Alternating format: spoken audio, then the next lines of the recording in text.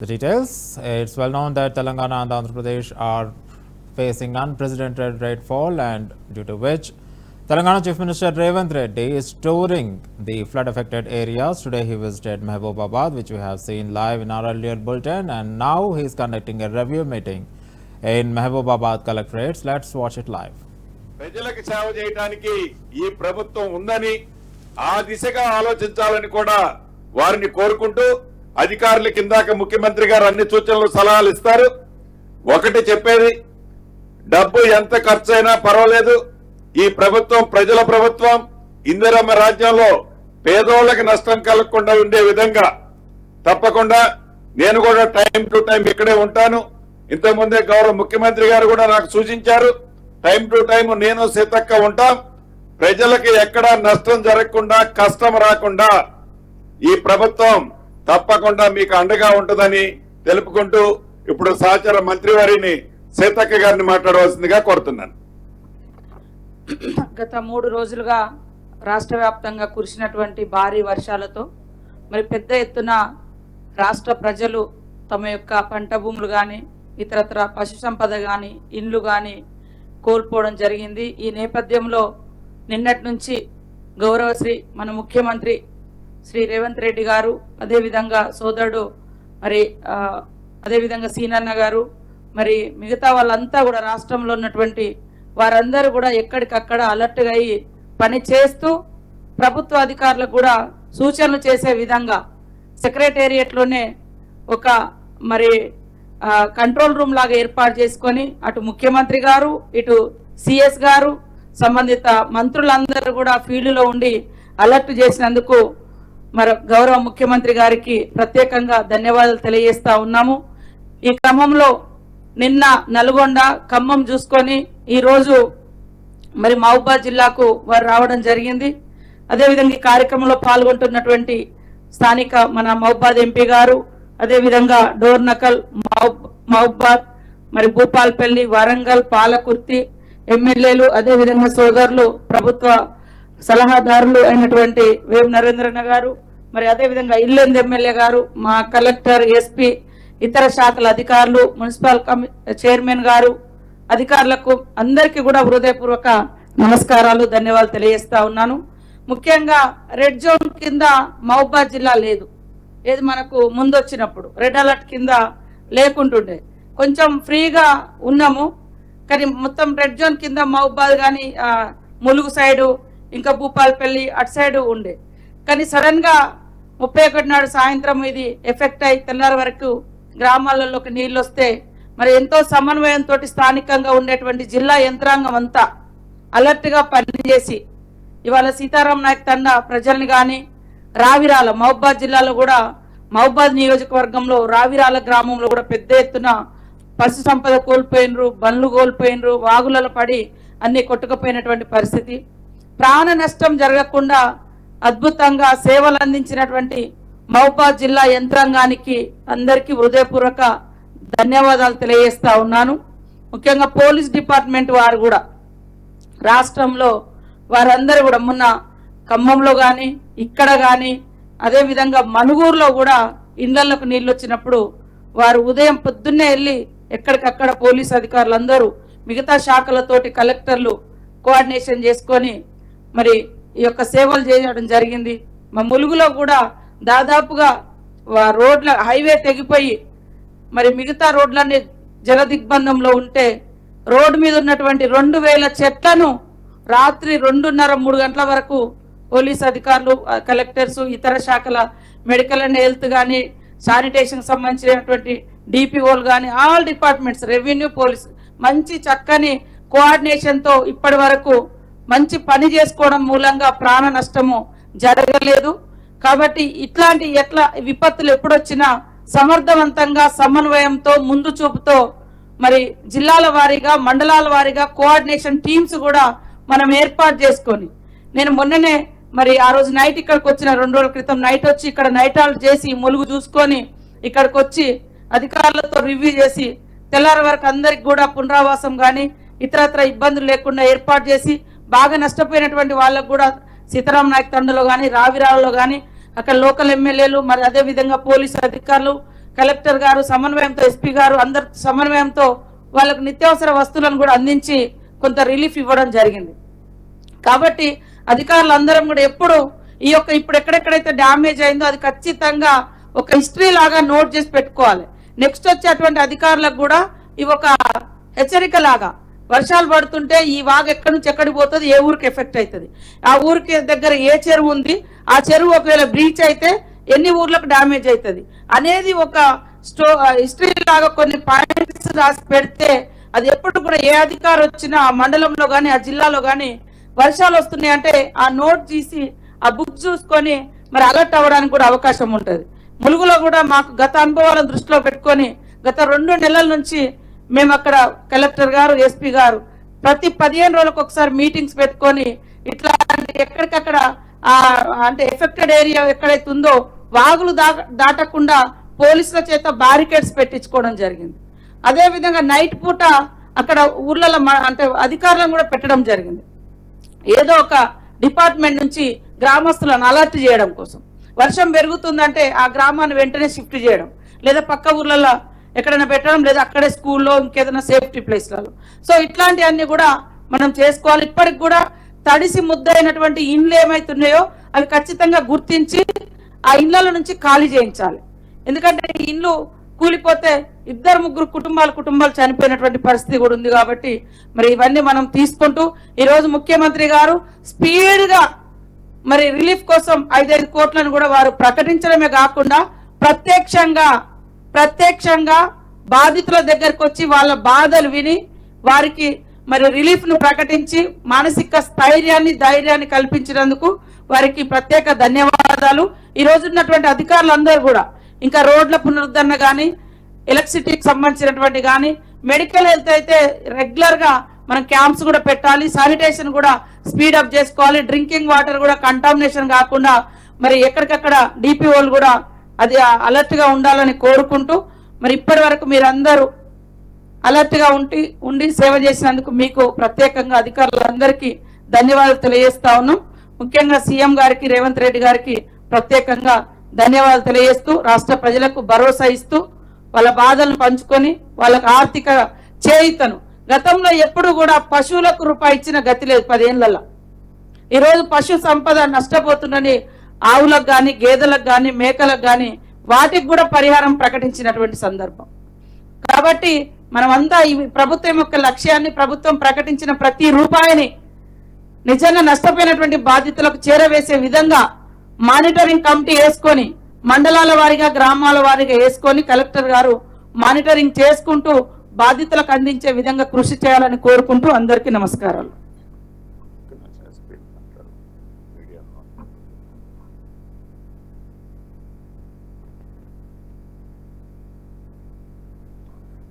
SP గారు ఒక 2 minutes మీరు కూడా మీకు ఏమైనా రిక్వైర్మెంట్ ఉంది స్టేట్ గవర్నమెంట్ నుంచి, సీఎం గారి గురించి ఏం పర్మిషన్స్ కావాలి మీరు సూచనలు మీరు అడగండి, ఏం కావాలి మీకు. Respected Honorable CM sir, in charge Minister sir, Minister Sitaka madam, all respected MLAs, MLCs, IG sir, Collector sir, and all the respected officials. మీ అందరికీ నా నమస్కారం అండి sir. Sir basically rescue operation సంబంధించి లాజిస్టికల్ రిక్వైర్మెంట్ ఉంది sir డిస్ట్రిక్ట్లో. ఈ especially Sitaram తాండా ఏరియాలో కొంచెం డిలే అయింది, ఎందుకంటే మన దగ్గర లైఫ్ బోట్ లేకుండే sir. So life boat Hyderabad, Mulugu, Warangal అక్కడి నుంచి మనం తెప్పించాం సార్. ఎన్డీఆర్ఎఫ్ టీం కూడా అప్పుడు తిరుపాలెం, ఖమ్మం ఏరియాలో బిజీ ఉండే కాబట్టి అక్కడ కూడా కొంచెం డిలే అయింది సార్. సో ఈ డిజాస్టర్ మేనేజ్మెంట్ సంబంధించి బేసిక్ ఎక్విప్మెంట్స్ మన డిస్ట్రిక్ట్ హెడ్ క్వార్టర్లో ఉంటే sir it will be helpful in future sir. So that is the only requirement for me sir. Thank you sir. ఇప్పుడు గౌరవ ముఖ్యమంత్రి గారు ఏదైతే ఇప్పుడు అధికారులు స్థానికంగా ఉన్న సమస్యల మీద ఎలా వారు ఫర్దర్ ఏం రిక్వైర్మెంట్ ఉన్నాయో అన్నీ చెప్పారు. క్షుణ్ణంగా గ్రౌండ్ లెవెల్కి వెళ్ళి ప్రజలు ఏం కోరుకుంటున్నారో గౌరవ ముఖ్యమంత్రి గారికి వారే ప్రత్యక్షంగా వివరించారు. వీటన్నిటినీ దృష్టిలో పెట్టుకొని అధికారులకి ఏ రకంగా ఈ విపత్తు పరిస్థితుల్లో పనిచేయాలనో, ప్రజలకు ఏ రకంగా వారు సహకరించాలనో ఇప్పుడు గౌరవ ముఖ్యమంత్రి గారిని సూచనలు, సలహాలు, ఆదేశాలు ఇవ్వాల్సిందిగా కోరుతున్నాం.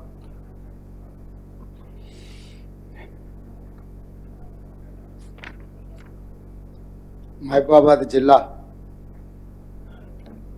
శాసనసభ నియోజకవర్గాలు డోర్నకల్, మహబూబాబాద్, పాలకుర్తి, ములుగు, ఇల్లందులో కూడా 2 మండలాలు. దీనికి సంబంధించి 30, 31 ఈరోజు 2 తారీఖు వివిధ సందర్భాలలో కురిసిన అత్యధిక వర్షపాతం దాదాపుగా 28 సెంటీమీటర్లు. అధికారులు అప్రమత్తంగా ఉండడం, ప్రభుత్వ ఆదేశాలు ఎప్పటికప్పుడు చీఫ్ సెక్రటరీ, డీజీపీ ద్వారా అందించడంతో ప్రభుత్వం చేపట్టిన సహాయక చర్యల వల్ల వీలైనంత తక్కువ నష్టం జరగడానికి ప్రభుత్వం ప్రయత్నం చేసింది. అయినా దురదృష్టవశాత్తు ఈ జిల్లా ప్రాంతంలో వాళ్ళందరి కుర్చీలు ఉన్నాయి, కుర్చీలు కానీ చూడండి,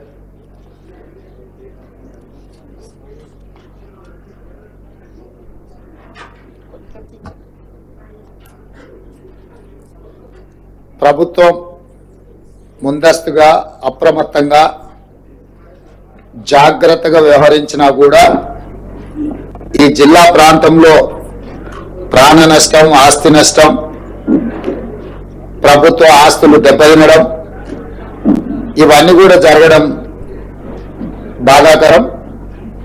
అందుకే సచివాలయం నుంచి, కమాండ్ కంట్రోల్ రూమ్ నుంచి ప్రత్యక్షంగా అధికారులు, మంత్రులు, నేను పర్యవేక్షిస్తూ అన్ని రకాల సహాయక చర్యలు ఎక్కడైతే అధిక వర్షపాతం కురవబోతుందో ఒక అంచనాకు వచ్చే అధికారులను అందరిని అప్రమత్తం చేసి 24 గంటలు పర్యవేక్షించడం వల్ల ఈరోజు చాలా వరకు నష్టాన్ని తగ్గించగలిగినాం. 100% మనం నివారించాలని అనుకున్న ప్రకృతి ఊహించని విధంగా చేసిన దాడితోని కొంత నష్టం జరిగింది. నష్టం జరిగిన వాళ్ళకి ఇప్పుడు సహాయాన్ని అందించే కార్యక్రమం ప్రభుత్వం చేపడుతుంది. అదేవిధంగా చాలా దగ్గరలో విద్యుత్ లైన్లు కూలిపోయినాయి, వాటిని ఎంబడే విద్యుత్ శాఖ వాళ్ళు కూడా రిస్టోర్ చేయాలి. టెంపరీ రిస్టోరేషన్ ఒక భాగము, పర్మనెంట్గా ఇప్పుడే నేను అక్కడ మీరు డిస్ప్లేలో చూసిన ఒక సబ్ స్టేషన్లకు మొత్తం నీళ్ళు వచ్చినాయి, 33/11 kVA సబ్ స్టేషన్ అనుకుంటా. తక్షణమే విద్యుత్ శాఖ కూడా దానికి సంబంధించిన పునరుద్ధరణకు అవసరమైన పోల్స్ కానీ, ట్రాన్స్ఫార్మర్లు కానీ, విద్యుత్ లైన్లు వేసుకోవడానికి కానీ అవసరమైన మొత్తం సామాగ్రిని మీరు సమకూర్చుకొని తక్షణమే దాన్ని కూడా మీరు పరిష్కరించుకోవాలి. ఈరోజు ఇప్పటి వరకు మీరు పూర్తి స్థాయిలో ప్రజలకు సహాయాన్ని అందించడంలో అందుబాటులో ఉన్నారు. ఇక ముందు ఈ విష జ్వరాలు కానీ, ఇక్కడ జరిగిన నష్టాన్ని కానీ, నష్టానికి నష్టపరిహారం ఇవ్వడానికి సంబంధించిన నివేదికలు కూడా పక్కాగా మీరు ఏర్పాటు చేసుకోవాలి.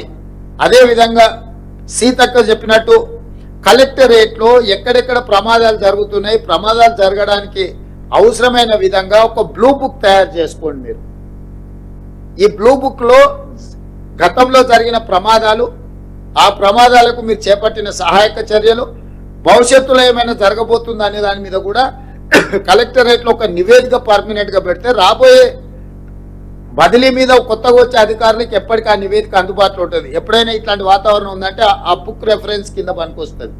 కాబట్టి మీరు దాన్ని కూడా ఒక నివేదిక మీ దగ్గర పక్కగా తయారు చేసుకోవడానికి కూడా మీరు అన్ని ఏర్పాట్లు చేసుకోండి.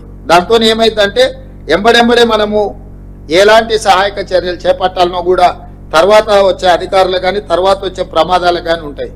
చివరగా ఈ మహబూబాబాద్లో చాలా చెరువులు ఆక్రమించుకున్నారని స్థానిక ఎమ్మెల్యే గారు చెప్పారు. నేను స్పష్టంగా అధికారులకు, ఇరిగేషన్ అధికారులకు, అగ్రికల్చర్ అధికారులకు, మున్సిపల్ అధికారులకు, మొత్తంగా కలెక్టర్లకు నేను ఆదేశాలు ఇస్తున్నా.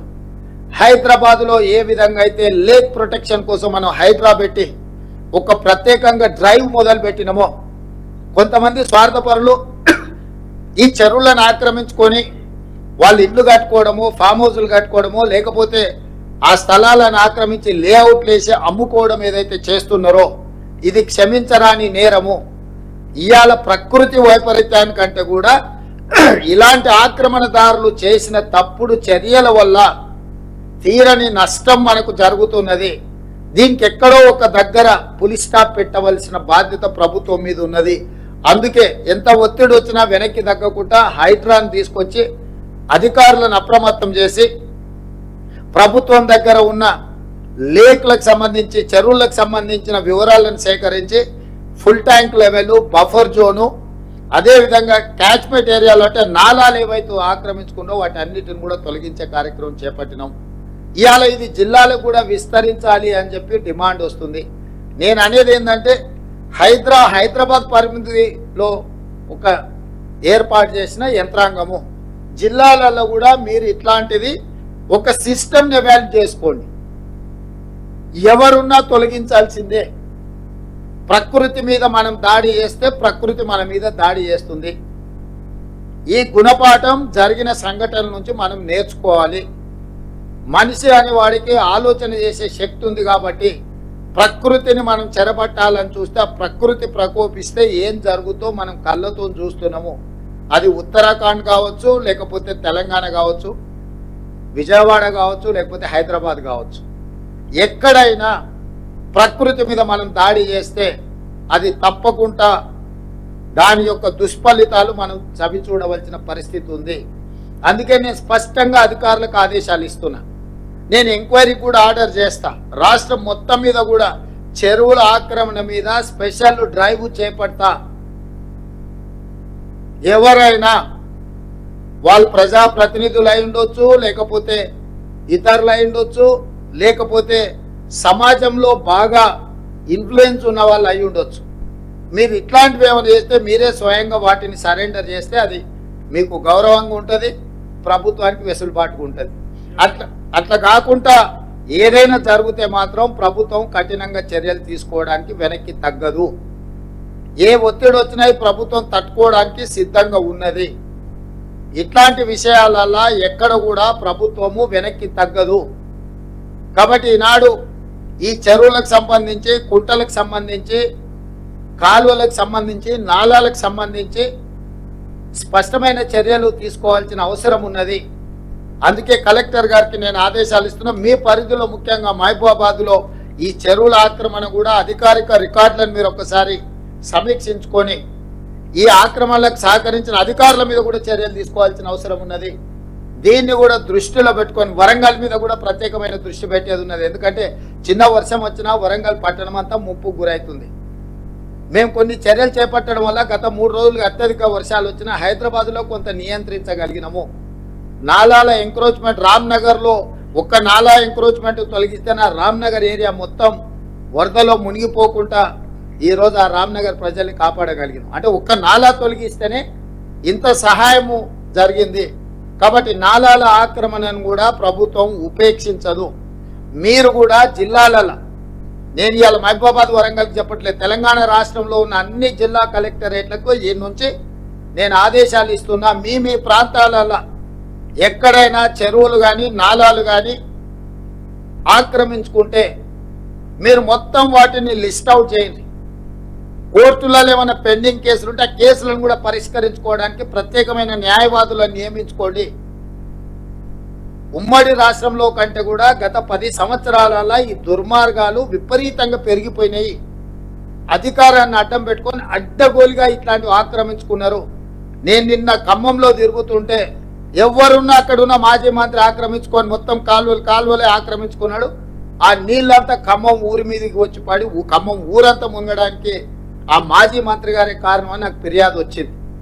వీటిని వాస్తవాలను పరిశీలించి దాని మీద కఠినమైన చర్యలు తీసుకోవడానికి అవసరమైన చర్యలు చేపట్టాలని చెప్పి రెవెన్యూ మంత్రి గారికి సూచన చేసిన. కలెక్టర్ గారికి కూడా, ఖమ్మం కలెక్టర్ గారికి కూడా నేను ఆదేశాలు ఇస్తున్నా. దాని రిలేటెడ్ ఇష్యూస్ ఏమున్నా అవి హైకోర్టులో ఉన్నాయా, లోయర్ కోర్టులో ఉన్నాయా, ఇతర శాఖల దగ్గర ఏమైనా మేనేజ్మెంట్ జరిగిందా, ఆ కబ్జాలకు సహకరించిన అధికారుల మీద చర్యలు తీసుకోవడానికి అవసరమైన చర్యలు తీసుకోవాలి. ప్రభుత్వం నుంచి అనుమతి తీసుకోవాలి.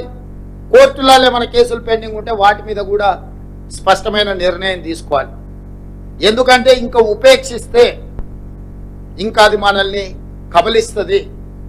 ఇవాళ జరుగుతున్న పరిణామాలు, పేదోళ్ళ ప్రాణాలు, ఆస్తుల నష్టం పోయిన తర్వాత కూడా ఇంకా ప్రభుత్వం మీనమేషాలు లెక్క పెట్టుకుంటూ కూర్చుంటే ఇది మంచిది కాదు. కాబట్టి నేను స్పష్టంగా మీడియా మిత్రుల ద్వారా తెలంగాణ రాష్ట్రంలో ఉండే అందరు అధికారులకు నేను ఆదేశాలు ఇస్తున్నా. ముఖ్యంగా చెరువులను ఆక్రమించుకున్న ఎంతటి వారున్నా తొలగించాల్సిందే. దీనికి మొదట నివేదికలు తయారు చేయండి. హడావిడి చేయడం వల్ల ప్రయోజనం లేదు. పకడ్బందీగా నివేదికలు తయారు చేసి ఆక్రమణలు గుర్తించి అవసరమైతే కోర్టు నుంచి అనుమతి తీసుకుందాం. ఈ ఆక్రమణలు తొలగించడానికి విధి విధానాలు పాటించుకుంటూనే పక్కాగా చర్యలు తీసుకుందాము. ప్రభుత్వం ఇది ఒక ప్రత్యేక కార్యాచరణ కింద తీసుకుంటుంది. ఈ ప్రభుత్వం ప్రాధాన్యతతో కూడుకున్న పనులలో చెరువుల యొక్క ఆక్రమణలను, నాలాల ఆక్రమణలను తొలగించేది చాలా అత్యంత ప్రాధాన్యతతో కూడిన కార్యక్రమంగా తీసుకుంటాం. మేము రకరకాలుగా స్పందిస్తున్నారు నాయకులు. కొంతమంది ఈయననే ఇప్పుడే ముఖ్యమంత్రి అయినా, ఇప్పుడే వచ్చిండా.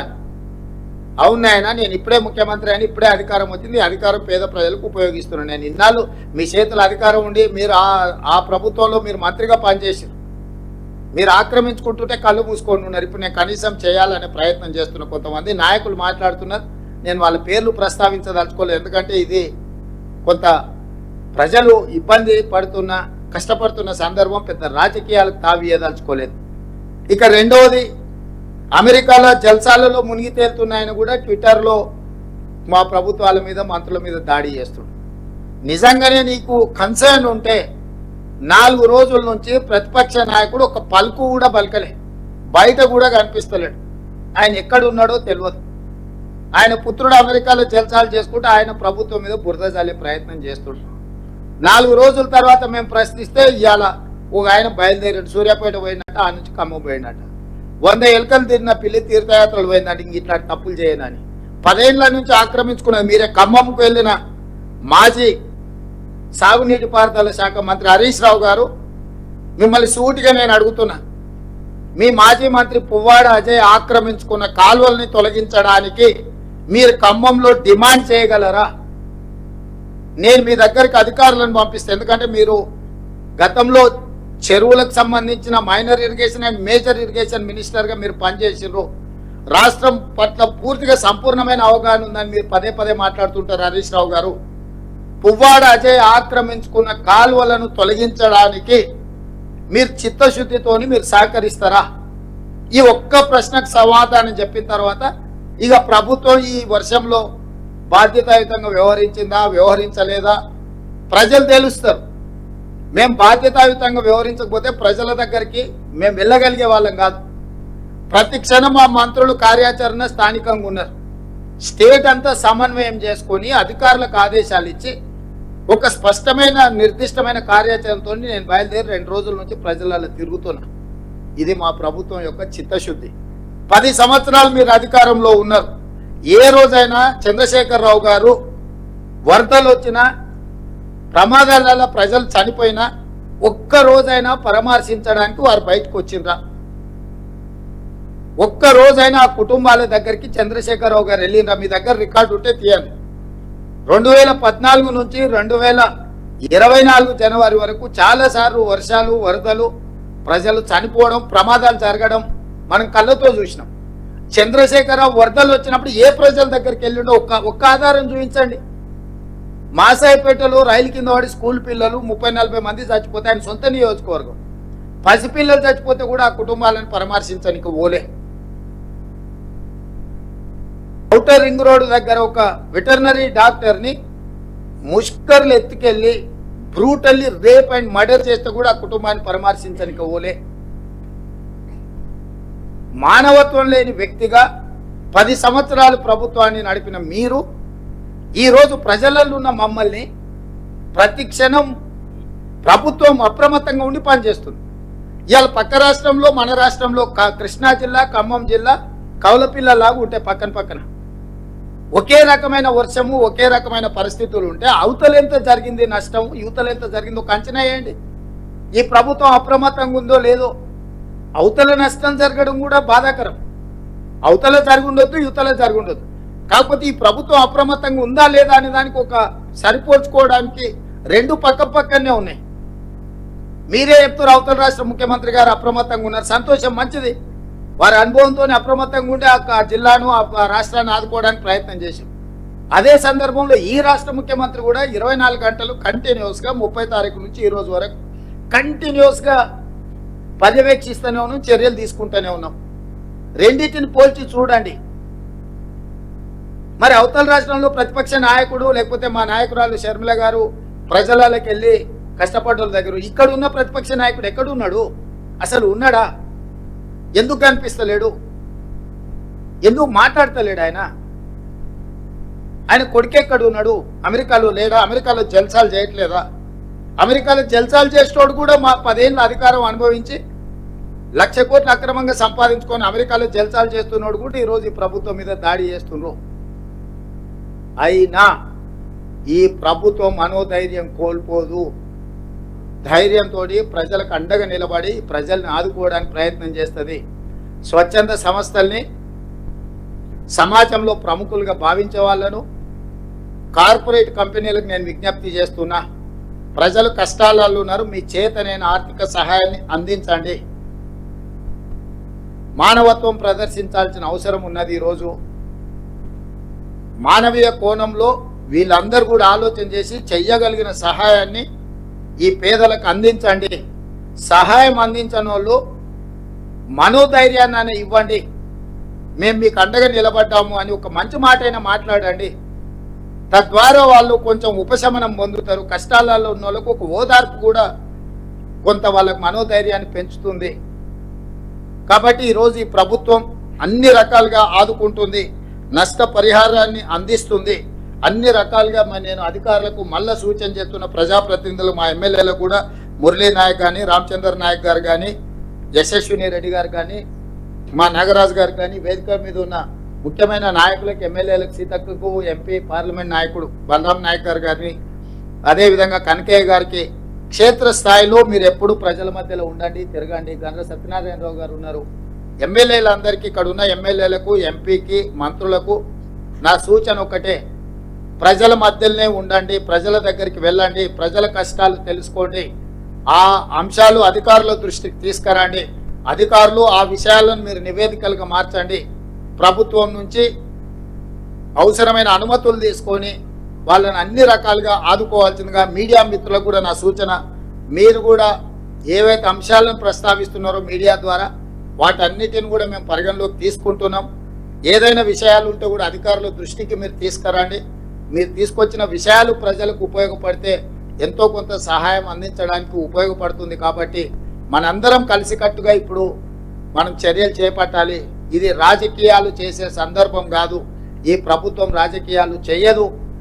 బురద రాజకీయాలు, వరద రాజకీయాలకు ఈ ప్రభుత్వానికి అసలు ఇట్లాంటి సందర్భాన్ని రాజకీయాలకు వాడుకోవాలన్న ఆలోచన లేదు.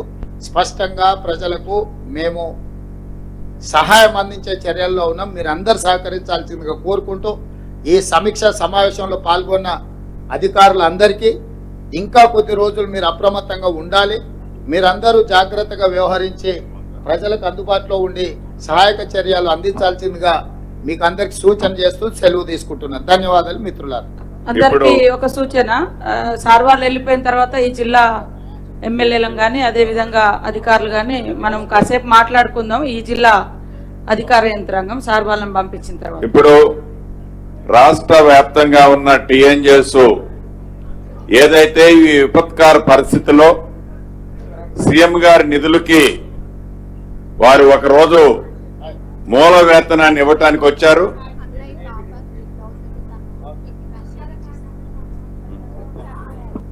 వారు రావటం జరిగింది.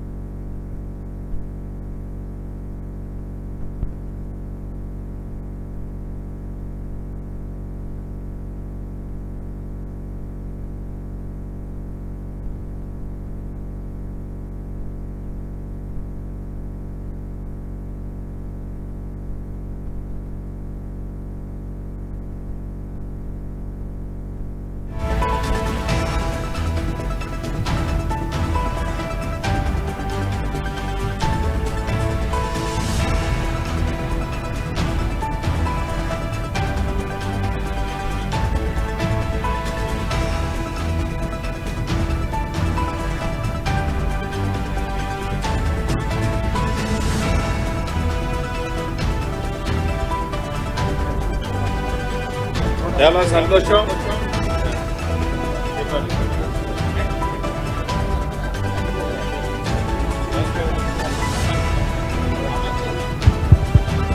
చాలా సంతోషం. రాష్ట్ర వ్యాప్తంగా ఉన్న టీఎన్జిఓస్ వారి మూల వేతనానికి సంబంధించి టీజీఓస్ అందరూ టీజేఎస్సి ఆల్ ఎంప్లాయీస్ ఒక రోజు వారి మూల వేతనం సుమారు 130 కోట్లు తెలంగాణ రాష్ట్ర ప్రజలు ఏదైతే ఈనాడు విపత్తులో ఉన్నారో వారి విపత్తులో ఉన్న వారికి సీఎం గారి నిధుల్లో జమ చేయటం జరిగింది. మనస్ఫూర్తిగా గౌరవ ముఖ్యమంత్రి గారి పక్షాన ఈ రాష్ట్ర ప్రభుత్వ పక్షాన ఈ సాయం అందించిన ఉద్యోగస్తులందరికీ అభినందనలు, కృతజ్ఞతలండి. Thank you very much. Telangana ప్రభుత్వ ఉద్యోగులు ఒక్కరోజు మూల వేతనం 130 కోట్లు అందించడం వాళ్ళ యొక్క మానవత్వానికి ఇది ఒక ప్రతీక. మనస్ఫూర్తిగా ఉద్యోగులందరినీ తెలంగాణ రాష్ట్ర ప్రభుత్వం తరఫున అభినందిస్తున్నా. మళ్ళీ మిమ్మల్ని అందరినీ నేను సెక్రటేరియట్లో పర్సనల్గా పిలిచి మీ అందరినీ కలిసి మీతో మాట్లాడతాను. ఇక్కడ అంతా హడావిడి ఉన్నది. మళ్ళీ సెక్రటేరియట్కి మిమ్మల్ని అందరినీ పిలుచుకుంటే 2-3 రోజుల్లో మీ అందరితో పర్సనల్గా కూర్చొని నేను మాట్లాడతాను. ధన్యవాదాలు.